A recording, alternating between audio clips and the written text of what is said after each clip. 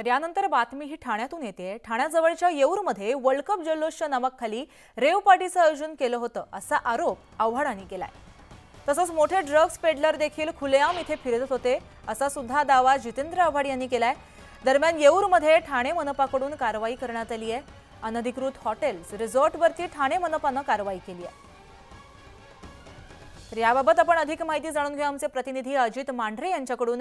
Ajit, drugs बाबत अनेक बातम्या सातत्याने समोर येत आहेत आणि अशामध्येच जितेंद्र आव्हाड यांनी सुद्धा असा दावा केलाय की ठाण्याच्या येऊर परिसरामध्ये सुद्धा अशाच प्रकारे ड्रग्सचं सेवन केलं जात आहे।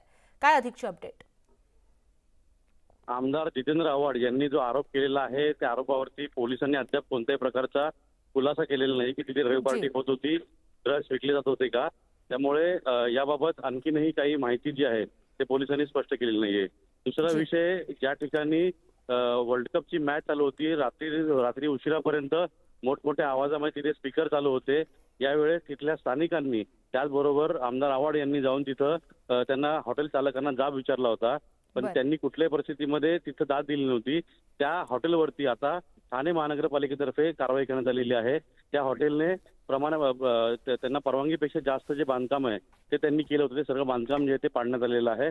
आणि आणखीनही येऊरमधल्या 2 हॉटेल, एक गारवा हॉटेल आहे आणि एक प्रियंका हॉटेल, या 2 हॉटेलवरती त्या ठिकाणी मोठी कारवाई केली गेलेली आहे। त्याच पद्धतीनं आणखीन 6 असे रिसॉर्ट आहेत, हॉटेल आहेत ज्यांची बांधकामं जी आहे ती परवानगीपेक्षा जास्त आहेत, त्यांच्यावरती आता कारवाई सुरू आहे। जी, अधिक अपडेट घेत राहू। धन्यवाद तुम्ही दिलेल्या माहितीसाठी। तर राज्यात गेल्या काही दिवसांपासून ड्रग्ज संदर्भातील अनेक धक्कादायक प्रकरणं उघडकीस येतात। त्यानंतर आता ठाण्यात रेव पार्टीचं आयोजन करण्याचा धक्कादायक प्रकार समोर आलाय। शरद पवार गटाचे आमदार जितेंद्र आव्हाड यांनी ठाण्यातील येऊर इथं रेव पार्टी झाल्याचा दावा केलाय। सगळ्यात मोठे ड्रग्ज पेडलर हे येऊरमध्ये फिरत होते असाही आरोप जितेंद्र आव्हाड यांनी केलाय।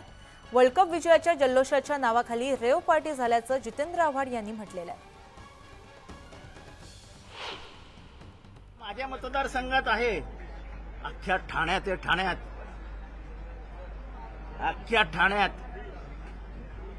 कोण करतं काय करतं सगळ्यांना माहिती आहे।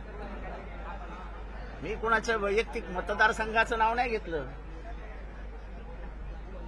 त्यांच्या मतदारसंघात काय काय होतं त्यांनी बघावं। मला माझ्या मतदारसंघात त्यांनी टीका केली, मला काही फरक पडत नाही, कारण का मी माझ्या मतदारसंघातल्या ड्रग्सच्या विरोधात आहे आणि मरेपर्यंत राहील।